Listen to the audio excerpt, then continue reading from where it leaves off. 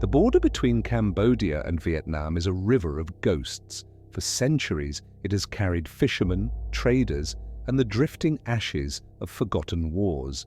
But in 1977, it carried something else: fear. The Khmer Rouge, drunk on revolution and paranoia, had turned its guns not just inward, but eastward. What began as small skirmishes along the frontier soon became massacres. Vietnamese villages were burned to the ground, their inhabitants slaughtered in the name of a warped purity. To the world, Pol Pot's regime was already a nightmare of its own making, but for Vietnam, it became an immediate threat. The two nations, once bound by shared struggle against empire, became enemies bound by blood. It was a war born not from borders, but from ideology and madness, where one revolution's hunger for perfection collided with another's struggle for survival.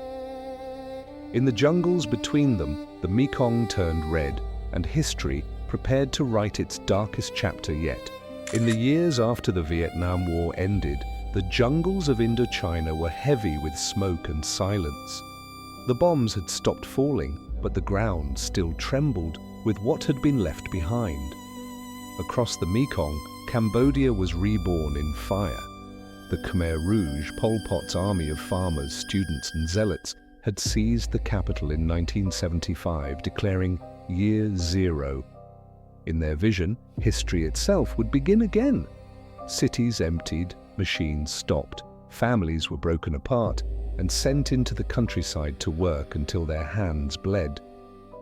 To the outside world, it was madness. To the Khmer Rouge, it was purity, the cleansing of a poisoned past. At first, Vietnam watched in cautious silence. Hanoi had just emerged from 30 years of war against France and America. Its soldiers were tired, its people hungry, its soil cratered with metal. Yet within the smoke of its victory, it saw a neighbor that was both familiar and strange. Both nations shared a past of resistance against colonial masters. Both had dreamed of independence. Both spoke the language of revolution. But the revolutions were not the same. Hanoi's communism was shaped by discipline and Leninist structure. Pol Pot's was forged in fury and fear, an ideology that devoured itself. At first, the Khmer Rouge called Vietnam a comrade, a fellow liberator against imperialism. But in the dark halls of Phnom Penh, trust withered quickly.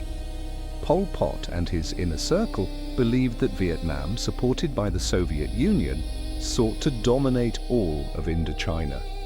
They saw Hanoi's power not as friendship but as shadow. Cambodia, they declared, would not be anyone's satellite. The revolution would be pure or it would burn. It began with words, sharp, poisonous, whispered between officials, accusations of spies, traitors, Vietnamese sympathizers. Then came the purges. Within the Khmer Rouge's own ranks, those with any link to Vietnam were executed. Entire cadres were wiped out. The paranoia grew until it spilled beyond Cambodia's borders.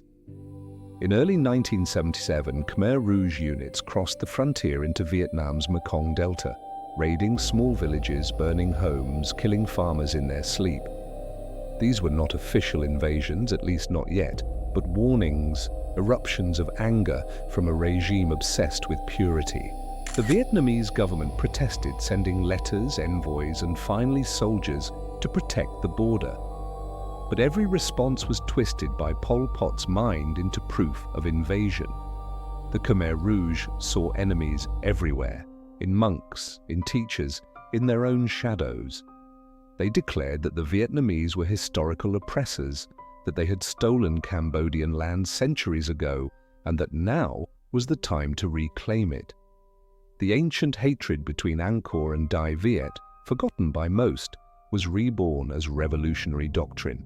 In the villages near the border, the people were the first to pay. Farmers who had known peace for a generation now found themselves trapped between two armies. The Khmer Rouge arrived, accusing them of loyalty to Hanoi. The Vietnamese followed, accusing them of aiding the Khmer Rouge. Rice fields became graveyards. The river, once lifeblood, turned to silence. By mid-1977, the violence had become impossible to ignore. Khmer Rouge troops launched full-scale assaults across the border into Vietnam's An Giang and Chau Doc provinces. They killed indiscriminately men, women, children, then withdrew into the jungle. Vietnamese patrols discovered villages burned to ash, bodies floating in the canals. Even hardened veterans of the American War struggled to comprehend the brutality. To them, Cambodia was supposed to be a fellow survivor of empire, not its new executioner. In Hanoi, the leadership faced a dilemma. Vietnam was exhausted from decades of fighting. It had no wish for another war, but its patience was wearing thin. It tried diplomacy once more, inviting Cambodian delegations to negotiate. The Khmer Rouge sent envoys, but they returned with propaganda instead of peace. Radio Phnom Penh began broadcasting furious speeches, accusing Vietnam of treachery and invasion, calling for every Cambodian to prepare for a holy war of revolution against Vietnamese expansionism. The border erupted. Vietnamese forces retaliated, capturing a handful of Khmer Rouge outposts before retreating. In response, Pol Pot declared full-scale war. The conflict that had simmered in whispers now roared into the open. Inside Cambodia, the regime tightened its grip even further. The people were told that Vietnam had already invaded, that the survival of the nation depended on absolute loyalty. Peasants were armed with wooden rifles for parades. Monks were forced to bless soldiers before they marched east. Anyone who questioned the war, anyone who asked why brother had turned against brother, was labeled an enemy of the revolution and quietly disappeared. By late 1978, the massacres had become systematic. Vietnamese border towns were repeatedly attacked, entire families wiped out in the name of purification.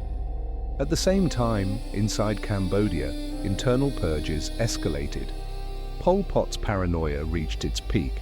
Even high-ranking cadres in the eastern zone, those who had fought alongside Vietnamese communists years before, were accused of treason. They were summoned to Phnom Penh and never returned. The few who escaped fled into Vietnam, bringing with them stories of horror beyond imagination. It was these refugees, bloodied, broken, and desperate, who finally convinced Hanoi that peace was no longer possible. They told of mass graves, of prisons where screams never stopped, of a regime preparing for war, even as its own people starved. The Vietnamese leadership realized that the Khmer Rouge was not merely an unstable neighbor, but a contagion, a storm that would eventually devour them too. In December 1978, the storm broke. Vietnamese divisions, hardened from decades of war, crossed the border under a grey monsoon sky. For the first time in modern history, a communist nation invaded another. To the Vietnamese, it was a campaign of defense and liberation. To Pol Pot, it was the fulfillment of prophecy. He ordered every man, woman, and child to fight to the death, claiming that Cambodia would drown its enemies in blood. But the people were too weak, too starved, too haunted to resist. As Vietnamese tanks rolled toward Phnom Penh, the Khmer Rouge collapsed in chaos. Villages that had known only fear watched the foreign soldiers pass without resistance. Some wept with relief, others with dread. When the capital fell in January 1979, the Khmer Rouge fled into the jungle, leaving behind a broken nation and 2 million dead. The war had begun as ideology and ended as tragedy. What Pol Pot saw as self-defense was in truth self-destruction. His hatred for Vietnam became the spark that burned his own revolution to ash. And through it all, the Mekong River flowed, indifferent yet eternal, carrying the bodies of the fallen toward the sea. When the Vietnamese army crossed the border in December 1978, the sky was thick with ash. The monsoon clouds hung low, and the smell of smoke drifted across the paddies, where bones still slept beneath the soil. For months, Vietnam had waited, hoping the madness next door would burn itself out.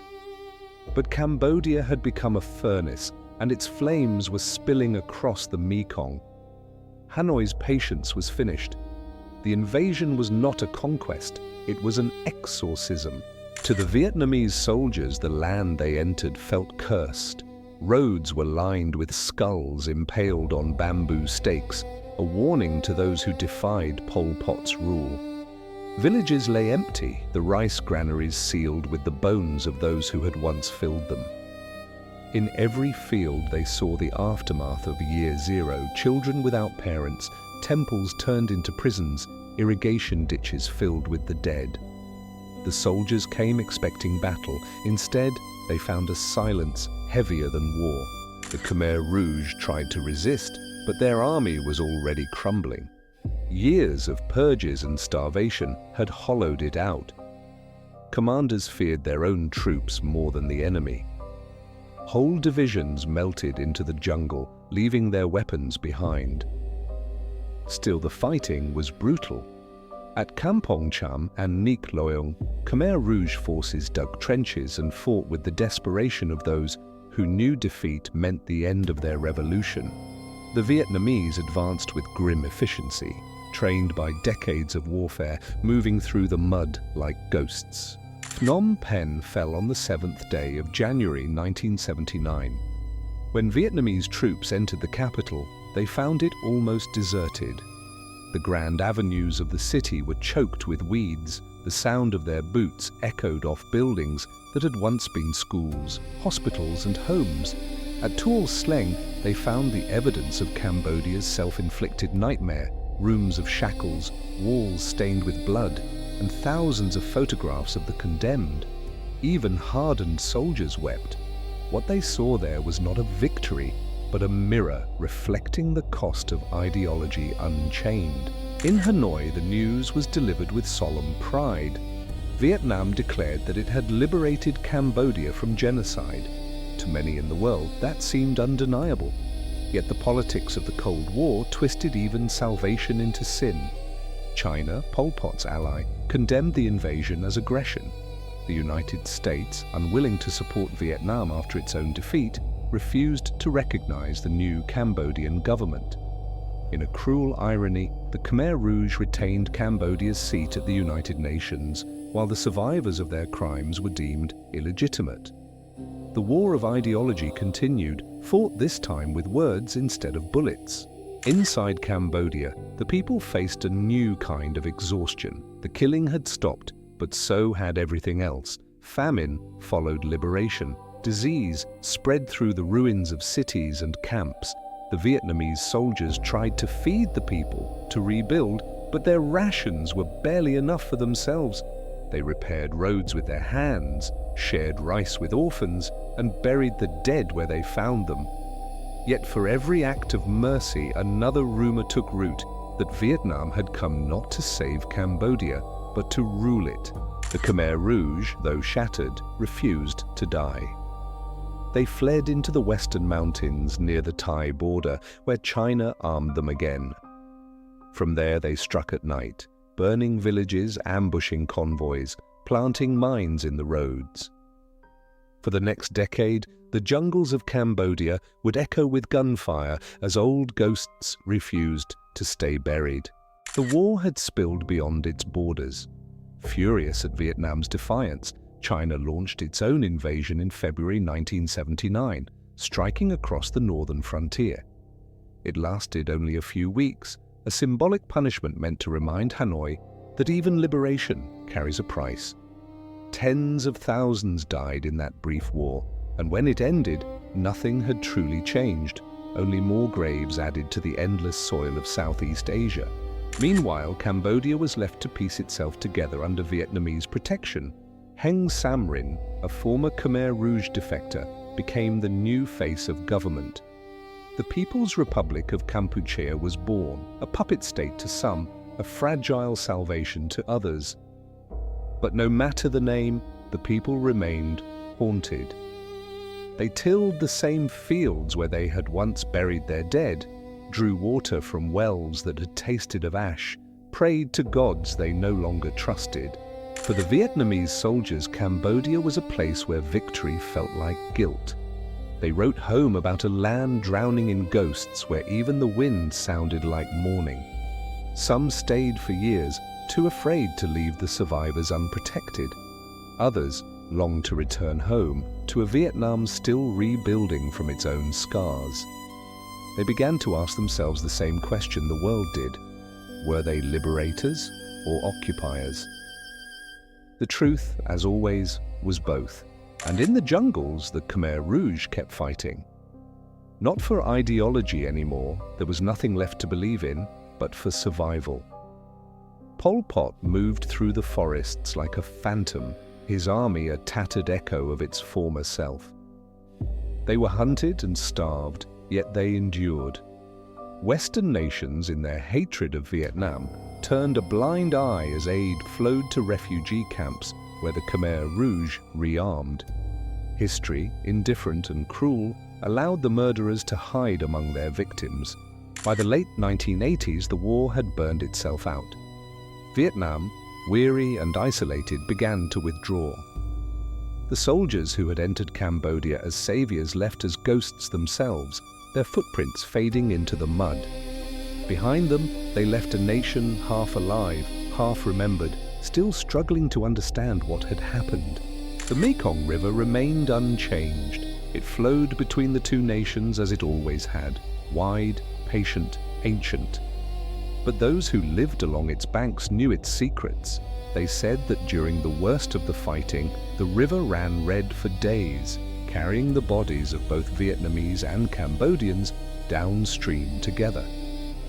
They said the spirits of the dead had merged, their blood indistinguishable in the current. Perhaps, they said, the river had done what men could not. It had made peace. Today, decades later, the scars are still visible. Border markers rise from the fields like old wounds. The jungles still hide bones. The songs of the Khmer Rouge have long since faded, but their echoes linger in the silence between nations.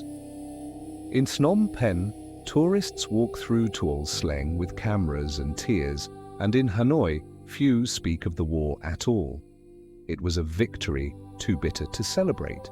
The truth of how the Khmer Rouge sparked war with Vietnam is not found in maps or treaties.